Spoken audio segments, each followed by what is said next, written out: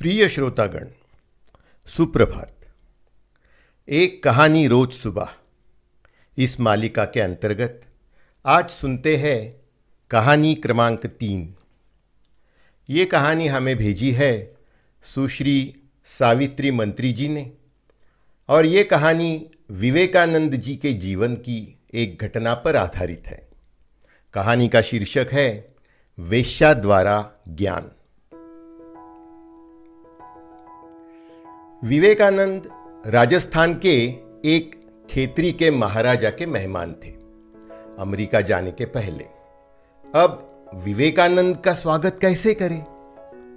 महाराजा और क्या करता, उसने उसके देश की सबसे बड़ी जो ख्यातनाम वेश्या थी उसको बुलावा भेजा और वेश्या का नाच रखा गया।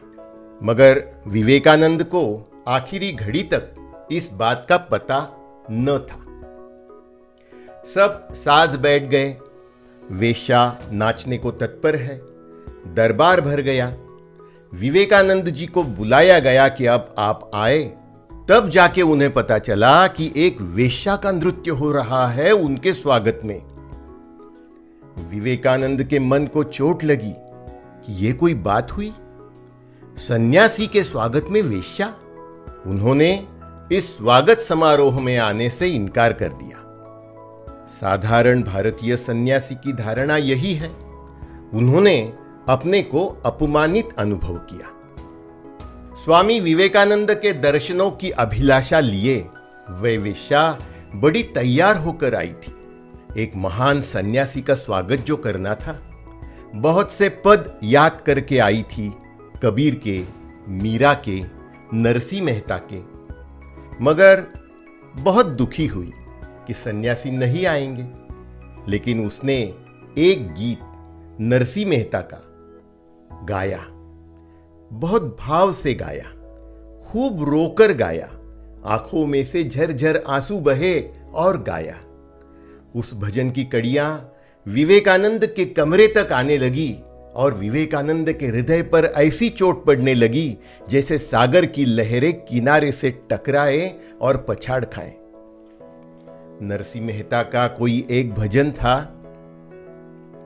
एक लोहे का टुकड़ा तो पूजा गृह में रखते हैं, एक लोहे का टुकड़ा कसाई के घर में होता है, लेकिन पारस पत्थर को तो कोई भेद नहीं होता।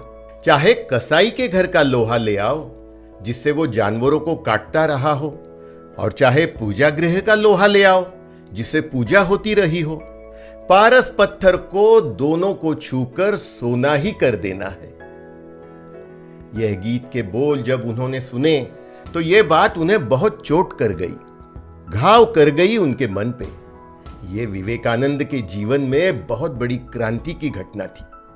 उन्होंने मन ही मन में विचार किया कि मेरे गुरु श्री रामकृष्ण परमहंस जो नहीं कर सके उसे एक वेश्या ने कर दिया।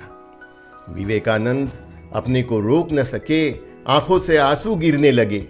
उन्होंने विचार किया कि अगर तुम पारस पत्थर हो तो यह भेद कैसा? पारस पत्थर को क्या वेश्या दिखाई पड़ेगी या सती दिखाई पड़ेगी? पारस पत्थर को क्या फर्क पड़ता है, कौन सती कौन वेश्या? लोहा कहां से आता है, इससे क्या अंतर पड़ता है? पारस पत्थर के तो स्पर्श मात्र से ही सभी लोहे सोना हो जाते हैं। वे रोक न सके अपने आप को और पहुंच गए दरबार में। सम्राट भी चौंक गए, लोग भी चौंके कि पहले मना किया, अब आ गए, और आए तो आंखों से आंसू बह रहे थे। स्वामी विवेकानंद ने कहा, मुझे क्षमा करना देवी, मुझसे भूल हो गई। स्वामी विवेकानंद के दर्शन करने पर वेश्या ने हाथ जोड़कर उन्हें प्रणाम किया। अब इस कथा का सार क्या है? कोई कितना भी बुरा क्यों न हो, अगर हृदय की गहराइयों में से झांक कर देखे तो वह भी प्रेम का प्यासा ही होता है। दोस्तों, ये कथा आपको पढ़कर सुनाई विकास बलवंत शुक्ल ने, और ये कहानी थी विवेकानंद जी के जीवन पर आधारित। ये कहानी अगर आपको पसंद आई हो, मेरी विकासवाणी यह YouTube चैनल अगर आपको अच्छी लगी हो तो कृपा करके उसको सब्सक्राइब कीजिए। धन्यवाद।